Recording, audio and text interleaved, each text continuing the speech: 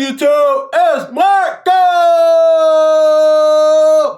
Bling! Back with another video, man. Thank you, Jesus, for allowing us to be here another day. Today, we are here with the Week 5 recap. Y'all already know what it is. Shout out to Hockey Psychology for these videos, man. They're great. They're awesome. If you've never seen one, buckle in, strap in, because it's going to be funny and very informational. Before we get started, about 75% of my viewers aren't subscribed. So if you are subscribed, take that like button and slap it. And then take that subscribe button and punch it. And go ahead and help me get to 1,000 subs, man. That's the goal. That's the goal for right now. And then once we hit 1,000, we go more. Anyway, let's go ahead and get into this video. I had to move my... This week, the NHL witnessed history with the greatest goal scorer we've ever seen, reaching yet another milestone. The future faces of the league have become the present by taking over as scoring leaders. We got franchises getting embarrassed, emotions running wild, and all kinds of drama in between. So, let's cover what really happened. Bro, with that type of comment, I've had one good year in my career. Like... Is that injuries involved, or like, you know, like, is that kind of like a personal thing? Because you like, it's got to be your fault, right? Maybe. In Week 5 of the NHL season.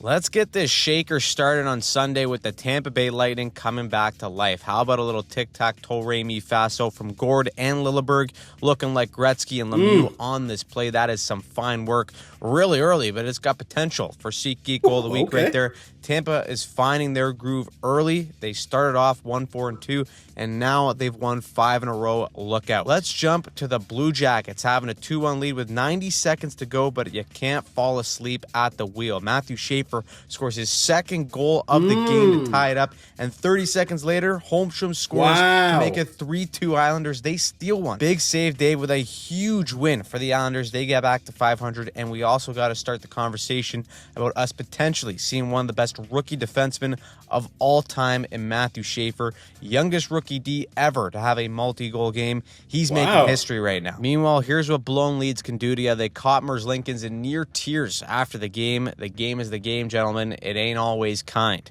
Pour one out for Philly also. They somehow lost to the Flames. That's ugly. You can cleanse the palate from that game with a bit of Ducks and Devils. I absolutely love watching Anaheim play hockey right now. Beckett Seneke is a dark horse for the Calder as he stays red hot with a goal and an assist, while Lucas Dostal stops 32 of 33 to defeat the Devils. The Ducks are young, talented, and potentially playoff good. A lot of season left to go, though.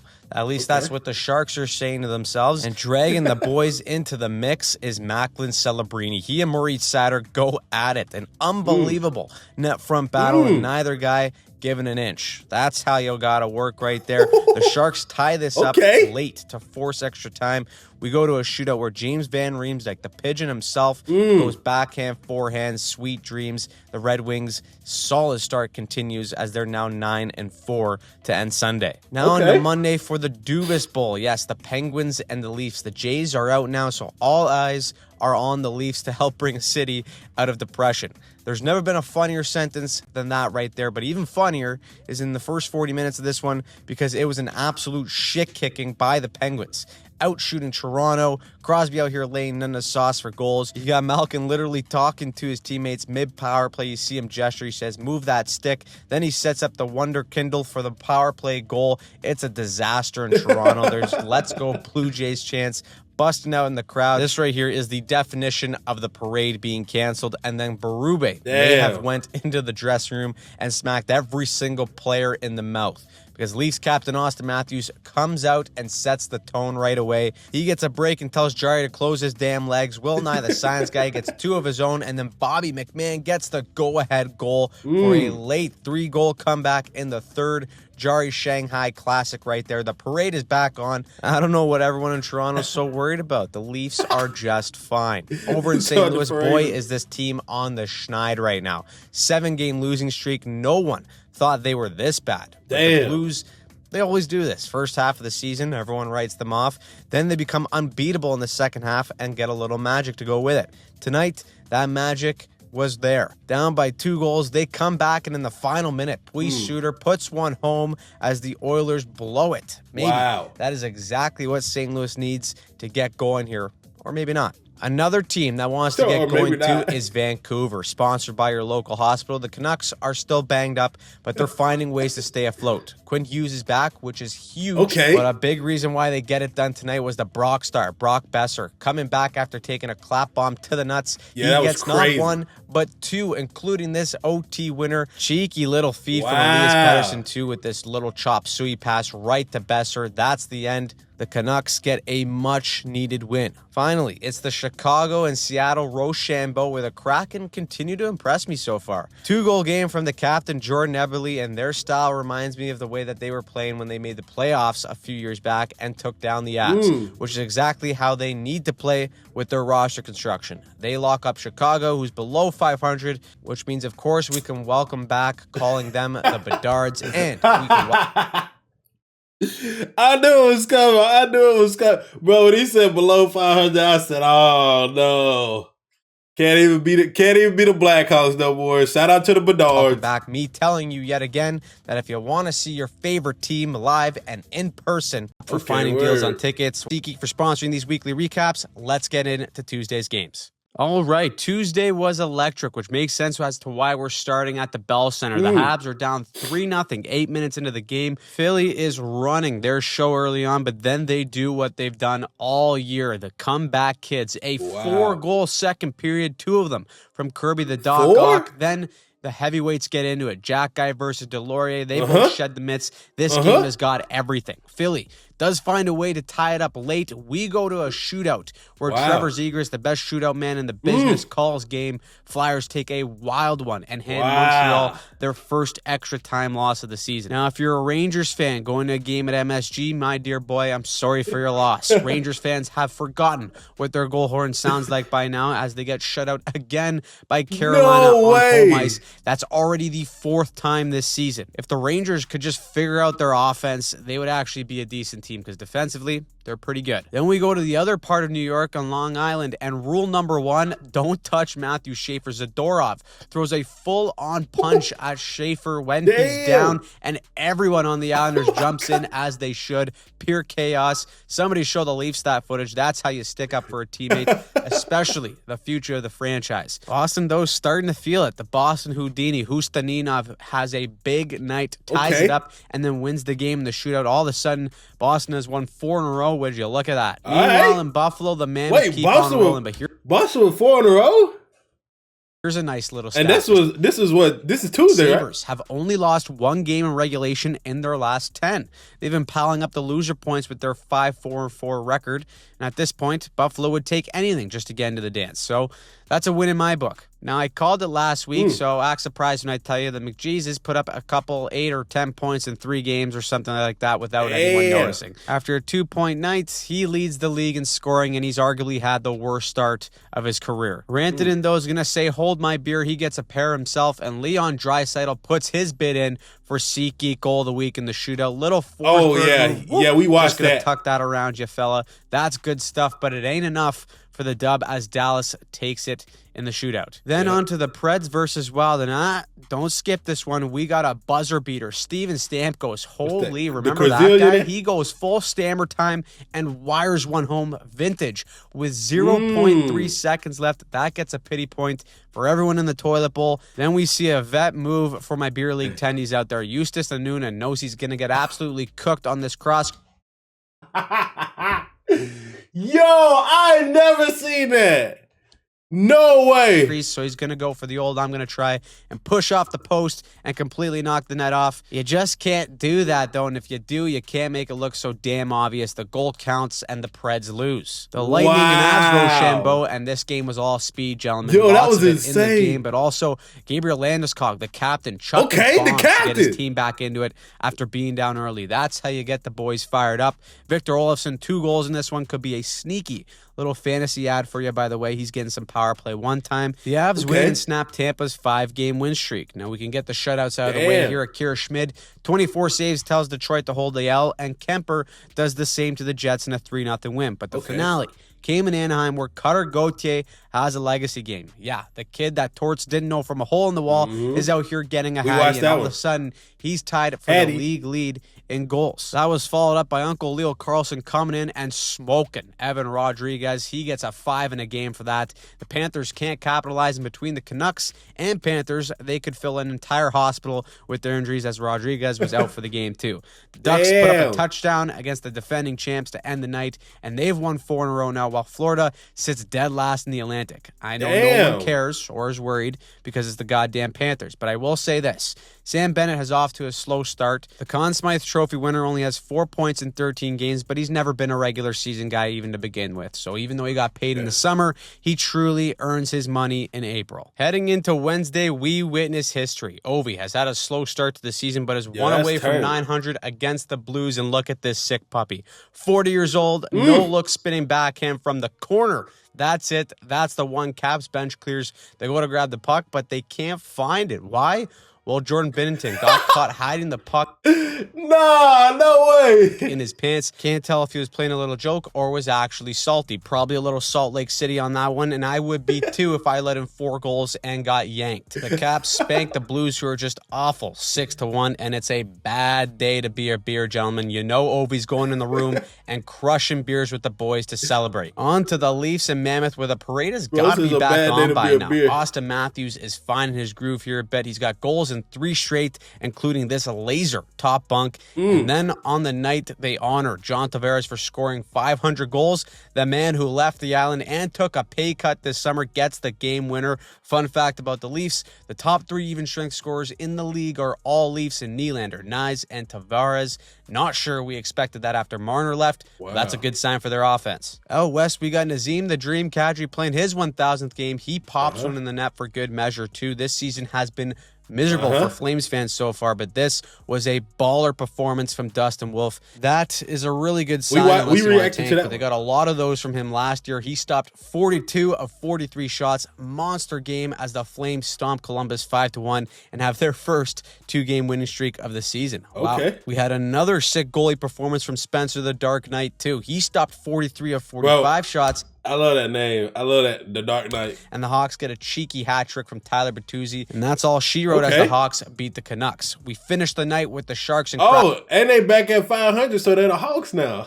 And fellas, Macklin Celebrini is the real deal James Neal here. He stays red hot with an insanely quick release. He also had another 3-point game, and he ties Connor McDavid for the league lead in points at 19 years old. As the games go on here, I'm just not sure how you could possibly leave him off of the Team Canada roster at the Olympics. Seattle has been a low-key solid team to start the year, but they get spanked in this one by the Sharks, beating them 6-1 to end Wednesday. Now on to Thursday, where the Habs are in Jersey for a mix-up. Jakub Dobish goes into this one being 6-0, and he was just a minute away from going 7-0 until Timo Meier ties the game late on this mad scramble. Then Jesper Bradatui puts it home on the breakaway in OT. And after the Canadians have looked unbeatable in extra time, they've now dropped 2 past regulation in a row. Devils now reclaim first in the East. There was also some pretty big news heading into the Blues-Sabres game. First time you heard that. For those of you who don't know, Jordan Kyrou is a big part of the Blues. He's getting paid 8.5 sheets and is one of the Blues' best players, but Coach Jim Montgomery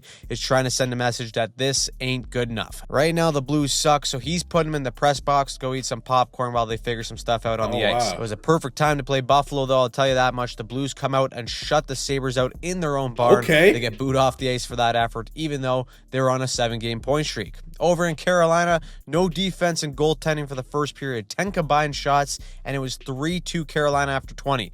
We haven't even mentioned the Canes are also banged up right now. They're missing one of the best defensemen in the world in Jacob Slavin. A few more injuries on the back end too, and yet they're still handling business. 2 in a row for them. As for the Wild, what may just look like them having a slow start could actually just be them sucking. It was also just a week ago when the Bruins looked miserable. Well, here's just what everyone wanted, and that's Boston potentially being good. The depth is stepping up. Morgan Geekie, the Geek Squad, double digits in goals already. Then Pavel Zacha steps up to the plate for Boston and delivers an OT. The Bruins have now won 5 in a row. 5 in a row? In the news. Then it is Sid versus Ovi, the 99th meeting of all time in their careers. I'm going to cry like a goddamn baby when both of these guys retire. We're watching some of the final matches of one of the greatest rivalries in hockey history, and the best part is that but these two sickos can still play. Sid, the middle-aged man, back-to-back power play goals, puts the Penguins up 3-0. Ovi says, oh yeah?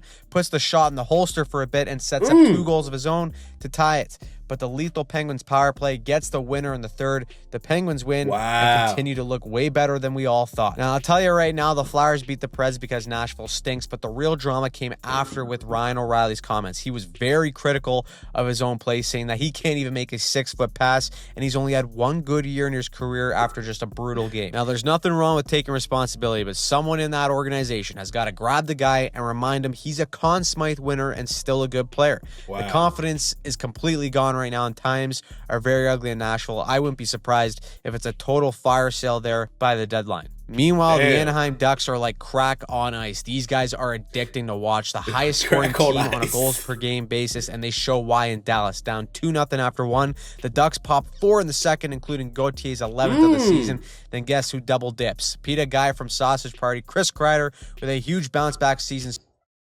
Yo, he's so stupid. So far, he's got 9 goals in 9 games. The Ducks win 7-5 9 goals in 9 games. 14 goals in the last 2 games, and that's the 4th time this season the Ducks have scored 7 in a game, and to boot, they're on a 5-game winning streak. In Vegas, a couple of LTIR merchants are getting after it. Nikita Kucherov doing what he does best in his rocking chair with a smoke and a pancake. Casual 3-point night for him. They beat Vegas 6-3. And finally, we have this year's Stanley Cup final. I got the script right here. Perry will lose in the finals against Florida. First, though...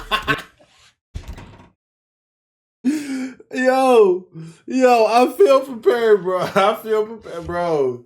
Yo, shout out Perry, man. Shout out Perry, man. He can get there, though. He can 862-year-old man is dropping the mitts. Guy does everything. It wasn't enough in this game, though, as the other old man and Marchand gets a pair, and the Panthers get a much-needed win to close out Thursday. Now, as we head into the end of the week here, the Wild gets some good news. Mats the Rat Zuccarello back in the lineup, which means him and the Carillionaire are going to catch fire here. Check this one out. Kaprizov between the legs to Zook. He says, I'll give it right back to you, and he wires one home. That is a nice passing play. Potential that was goal tough. of the week right there. The Wild win this one 5-2. Let's go to Detroit. Don't ask any questions of how Jonathan Quick ended up this far out of his crease. What is All he you gotta doing? know is that Patrick Kane has a wide open net, but look at Quick's paddle. Just a cheeky stick check, keeps it out. That's the good stuff right there. Rangers are on the road. Yo, if he might should do a save of the week. That was tough. Keeps it out. That's the good stuff right there. Rangers were on the road, so they're a wagon. They win 4-1 and are now 7-1-1 when they're playing anywhere but home. The Flames and Hawks are next, and the future is here. Spencer the Dark Knight gets a shutout, and Connor Bedard, 4-point night. 3 assists, comes in late, gets Dustin Wolf sliding into the Cancun airport. Bedard ties Macklin Celebrini for the league lead in points. Are you kidding me? The kids just want to go play for Canada and want to show who's the best future face of the league. So Celebrini says, oh yeah, anything you can do, I can do better. He buries a B-way goal of his own against Connor Hellebuck, adds an assist, and takes over the scoring lead as the Sharks. Look at this. You look at this. Yo, I can say though, look at these names, bro. Celebrini, Bedard, Eichel, McDavid, Kaprizov, Nylander, Carlson, Rantanen, McKinnon, and Scheifele. Is it Scheifele? Bro, I can say we got the Gazillionaire. Dude, I love that name. Celebrini. And so far, bro, all the people that my viewers have told me about or that I've heard about from watching, bro, they're showing up, bro. Look at these points, bro. It's close, too. 20, 21, 22, 23. Win it 2-1 to get the Gen Z 500 record of 6-6-3. The future of the league is in fantastic hands with the Celebrini versus Bedard debate for years to come. Yeah. So on to Saturday it is. Hockey's holy day where the Penguins and Devils go at it. Big story for the Penguins early this season is goaltending. And take a look at this. Artur Silas with the sweaty glove, no love. Oh, that is glovely. He robs Jack Hughes. This one goes to a shootout where Jesper Bradatui is going to get some revenge by making Shilovs slide like a fish across the crease. That's the winner. Devils take it. Extra time was also needed for the Flyers and Sens. Everyone gets a pity point tonight, and surprisingly, it has been a decent decent start for Philly this season, but woo-woo Timmy Stu calls game. Wow. Cap in Ottawa gets a big win there. Now, it ain't getting any prettier for the Preds, I'll tell you that much. They blow a 2-goal lead in the third to Dallas. They lose their 4th in a row, and it's hard to tell what's more pathetic, them or the Rangers. The Battle of New York is at MSG, and you know what that means. It's like the Monstars from Space Jam. Just find a way to steal every Rangers' ability to score goals on home ice every single game. At this point, it's almost inexplicable. They're getting into voodoo territory here. They get shut out again, 5-0 on home ice. That's 5 out of 7 times at home ice where they have been shut out. Dude, what? You know how crazy that is, bro? Reverse home field advantage. Like, they like, please just let us go on the road and get a win. Like, this is insane. This season, the Rangers may be the most mysterious team in the league because when they go on the road, they become wagons. Speaking of disasters, though, how about the Blues? Jordan Kyrou comes back into the lineup after getting health bombed. He hates the popcorn in the press box, so he scores, but the Blues may just be certified ass here. St. Louis is seconds away from winning, and Seattle scores with 0.5 seconds left. Buzzer beater right there. Blues fans were a little bit pissed that there was no goaltender interference on the tying goal, but really they should be more mad that their team is horrible. Seattle wins in an OT, and the nightmares continue in St. Louis. Those nightmares, however, never stopped in Buffalo. That's for damn sure. You can't lose every game in OT and expect to get in the dance, Buffalo. You gotta win one here. Carolina, though, they ain't gonna let that happen. They're hitting their stride for their 3rd win in a row, while the Sabres lose their 3rd in a row. They're dead last in the Atlantic, right back where we all thought they would be. Don't know if we expected the same from the Caps, though. Could they be Fugazis and were simply riding the Ovi goal chase last year? Who knows? It's still early, but they've looked wildly inconsistent this year. Tampa comes in. Vasilevsky puts in a legacy performance to keep Tampa rolling as of late. They've won 7 of their last 8 games. Same goes with Montreal. It seems like the party's never ending over there. Cole Caulfield takes the goal lead with his 11th and 12th of the season. This guy is locked in right now to make Team USA. It's a statement win for Montreal over Utah. The Mammoth have cooled down ever since I called them winners and had them ranked 5th in their power rankings. Sick call, stay hot, pal. You know who's also red hot are the Bruins. Boston versus Toronto. We all know Boston is winning this game. We don't know how yet. But let's play the Leafs Bruins bingo, shall we? Pastrnak goal. Check. Someone on Boston absolutely dummying or bullying someone on Toronto. Yeah, check. That happened too. Zadorov sent Scotty Lawton into the shadow realm. And finally, a former Leaf scoring on the Leafs. You bet your ass that happened. Fraser Minton buries the game winner to somehow make the Scotiabank Library even quieter. Didn't even know that was possible.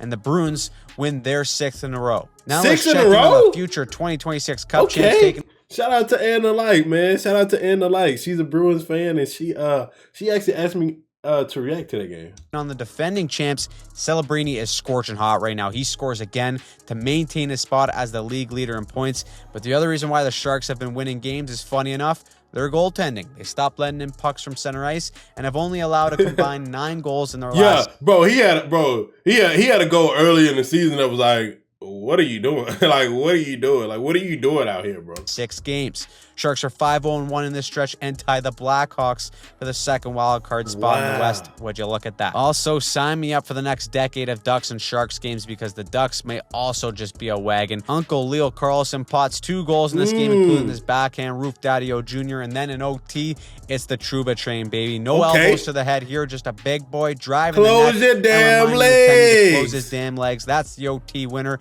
The Ducks have now won 6 in a row and are first in their division. Damn. Finally, we end with an absolute blowout. Oilers and Avs, McDavid versus McKinnon. This is supposed to be a good game. It wasn't. The Avs took over. The Nate Dogg, 4 points, 2 goals. McCarr, 2 goals himself. This was cookie night for the Avs. They demolished the Oilers 9-1 and went 0 for 7 on the power play to boot.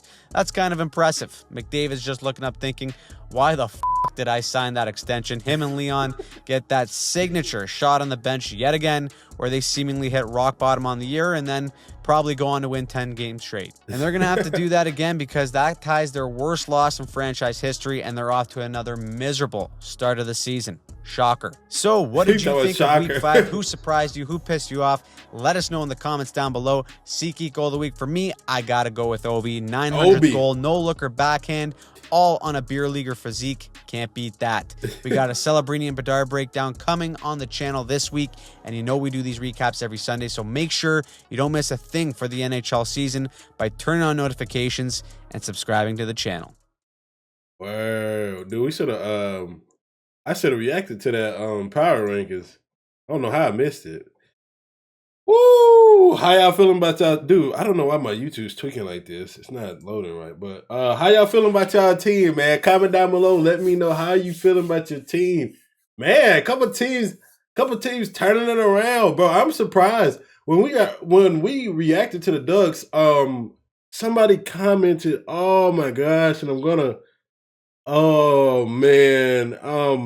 I can't think of the name right now. But it may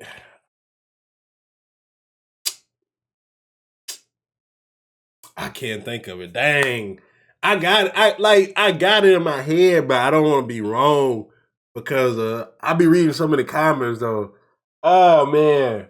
Anyway, they told me that that the Ducks were doing real well when we reacted to them the other day. And they are, bro. Ducks on fire.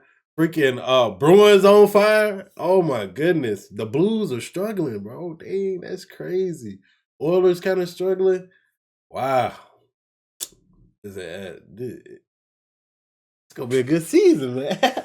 I'm excited, man. I like when I get to come on here and react to this. But I hope you guys have enjoyed this video. If you did, hit that like button, hit that subscribe button, turn those post notifications on, and remember, stay peaceful, stay positive, stay disciplined, and always be kind.